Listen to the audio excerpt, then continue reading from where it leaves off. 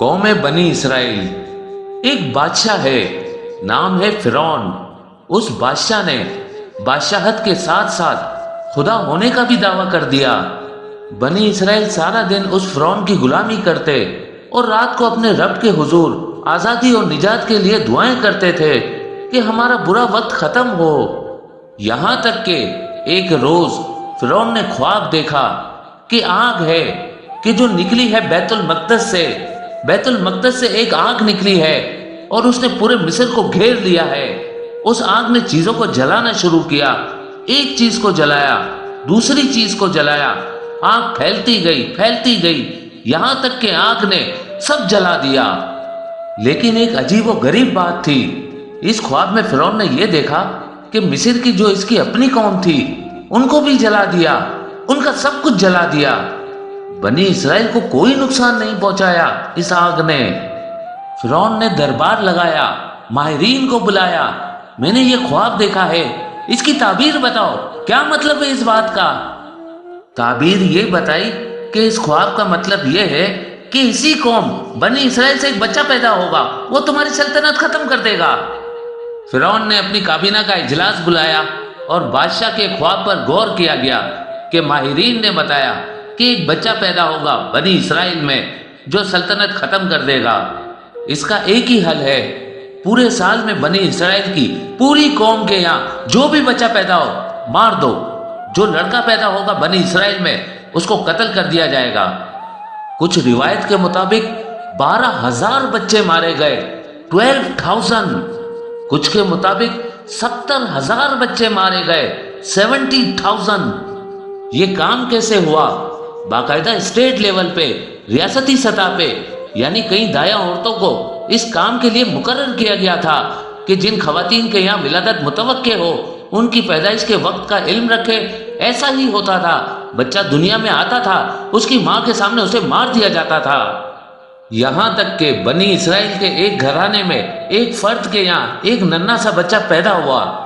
ادھر فرعون کی یہ تدبیریں تھیں اور ادھر خداوند تعالیٰ کی تقدیر تھی جو کہ اس پر ہنس رہی تھی، کہ گویا کہہ رہی ہو کہ اے ظالم بادشاہ، کہ جسے اپنی فوج کی کثرت پر، جسے اپنے اقتدار کی طاقت پر، جسے اپنی سلطنت کی وسعت پر ناز ہے، اے ظالم بادشاہ، اس عظیم بادشاہ کی طرف سے یہ فیصلہ ہو چکا ہے کہ جس بچے سے تو خوف زدہ ہے، جس کے ایک کے ڈر سے تو نے 70,000 قتل کر دیے ہیں، وہ ایک پیدا بھی ہوگا، پرورش بھی پائے گا اور تیرے ہی گھر میں پرورش پائے گا، بلکہ تو خود اسے پالے گا، تیری دنیا اسی کے ہاتھوں تباہ ہوگی۔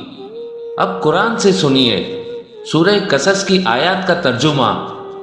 ہم نے موسیٰ کی ماں کو وحی کی کہ اسے دودھ پلاتی رہو، اور جب اس بچے کی نسبت کوئی خوف معلوم ہو تو اسے دریا میں بہا دو، اور کوئی خوف نہ کرو، ڈر نہ کرو، رنج نہ کرو، ہم اس بچے کو آپ کی طرف لوٹانے والے ہیں، ہم اسے پیغمبر بنانے والے ہیں۔ فرعون کے لوگوں نے اس بچے کو اٹھا لیا، یہی بچہ ان کے رنج کا باعث بنا۔ فرعون کی بیوی نے فرعون سے کہا، یہ بچہ، یہ تو میری اور تمہاری آنکھوں کی ٹھنڈک ہے، اسے قتل نہ کرو، ممکن ہے یہ ہمیں کوئی فائدہ پہنچائے یا اسے ہم اپنا بیٹا ہی بنا لیں۔ اور وہ انجام سے بے خبر تھے۔ یہ سب منظر حضرت موسیٰ علیہ السلام کی بہن، جن کا نام مریم ہے، وہ اپنی آنکھوں سے دیکھ رہی تھی۔ اب اس بچے کی پرورش کے حوالے سے کنونس ہو گیا کہ ٹھیک ہے، اس کو قتل نہیں کرتے۔ تو اب اگر بچے کی پرورش ہونی ہے، ظاہر ہے اس کے کچھ تقاضے ہیں۔ بچے کو دودھ پلانے کا معاملہ آیا، بچے نے کسی بھی دائی کا دودھ پینے سے انکار کر دیا۔ اب یہ بات محل میں بڑی پریشانی کا باعث تھی کہ اگر یہ بچہ دودھ نہیں پیے گا تو ظاہر زندہ کیسے رہے گا۔ یہاں تک کہ یہ بات پھیل گئی، محل میں ایک بچے کی پرورش کا فیصلہ ہو گیا ہے۔ مسئلہ اب یہ درپیش ہو گیا ہے کہ بچہ کسی بھی دائی کے دودھ کو ایکسپٹ نہیں کر رہا، تو پھر اس کی پرورش کیسے ہوگی؟ تو اب جب یہ بات پھیل گئی تو حضرت موسیٰ علیہ السلام کی بہن وہاں گئی اور ان سے کہا کہ میں ایک ایسی خاتون کو جانتی ہوں جن کے بارے میں مجھے یہ لگتا ہے کہ یہ بچہ ان کا دودھ پی لے گا۔ ملکہ نے اجازت دی۔ حضرت موسیٰ علیہ السلام کی بہن دوڑتی ہوئی اپنی والدہ کے پاس آئی اور اب یہ ماں بیٹی ملکہ کے پاس پہنچے۔ وہاں جا کر مکالمہ ہوا۔ ماں نے ملکہ کے حکم پر اس بچے کو گود لیا۔ بچہ ایک دم سکون میں آ گیا اور بچہ دودھ پینے لگا۔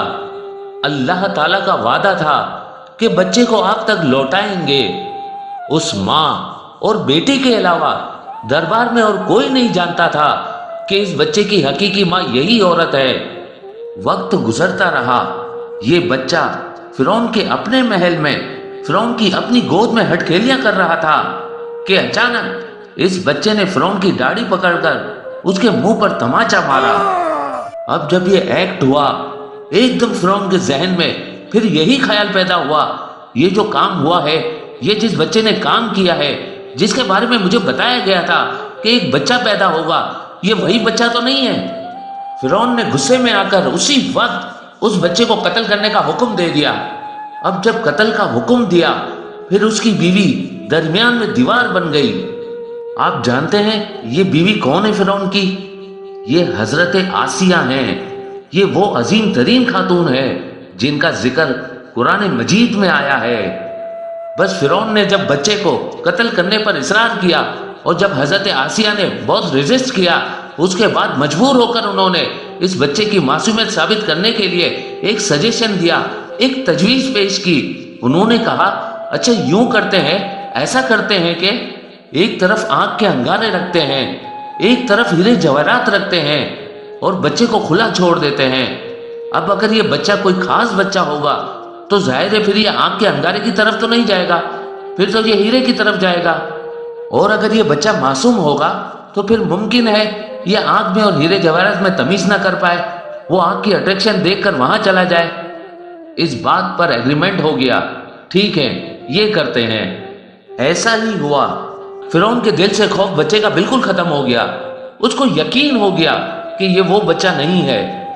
وقت گزرتا گیا، یہاں تک کہ اب موسیٰ علیہ السلام نے یہ فیصلہ کر لیا کہ اب انہیں مصر میں نہیں رہنا۔ وہ اپنی عمر کے کئی مراحل طے کر چکے تھے۔ اب موسیٰ علیہ السلام مصر کو چھوڑ رہے ہیں۔ موسیٰ علیہ السلام مصر سے چل پڑے، سفر طے کرتے گئے، لمبی مسافت طے کی۔ طویل سفر طے کرنے کے بعد موسیٰ علیہ السلام مدین کی سرحد پر پہنچے۔ اب جب یہاں پہنچے موسیٰ علیہ السلام، یہاں ایک اور واقعہ پیش آیا۔ اس واقعے کا بھی قرآن مجید میں تذکرہ ہے۔ موسیٰ علیہ السلام نے وہاں پر دیکھا کہ ایک کنواں ہے، اس کنویں میں مختلف چرواہے اپنی بکریوں کے ریوڑوں کو پانی پلا رہے ہیں اور ساتھ ہی دو لڑکیاں، دو خواتین بھی کھڑی ہیں، مگر وہ اس وقت اپنی بکریوں کو پانی پلانے سے قاصد ہے، کیونکہ مردوں کا ہجوم تھا، وہ یہ کام نہیں کر پا رہی تھی۔ موسیٰ علیہ السلام وہاں گئے، ان سے ماجرا پوچھا اور ان کی مدد فرمائی۔ وہ خواتین اپنی بکریوں کو لے کر خوشی خوشی اپنے گھروں کو لوٹ گئیں۔ کچھ دیر بعد ان دو لڑکیوں میں سے ایک لڑکی موسیٰ علیہ السلام کے پاس آئی اور کہنے لگی کہ ہمارے والد محترم آپ کو بلا رہے ہیں۔ موسیٰ علیہ السلام ان بزرگ کے پاس پہنچے۔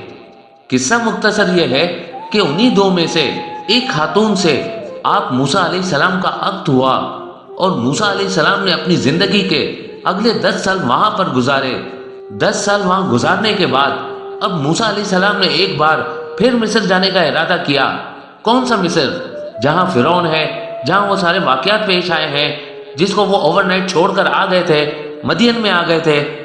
موسیٰ علیہ السلام نے واپسی کا سفر اختیار کیا اہل خانہ کے ہمراہ۔ اب موسیٰ علیہ السلام پہلے مصر سے مدین آئے تھے، اب مدین سے چلے ہیں، مصر کی طرف جا رہے ہیں۔ یہاں راستے میں ایک اہم ترین واقعہ پیش آتا ہے۔ وہ کیا؟ اہم ترین واقعہ پیش آتا ہے، وہ کیا؟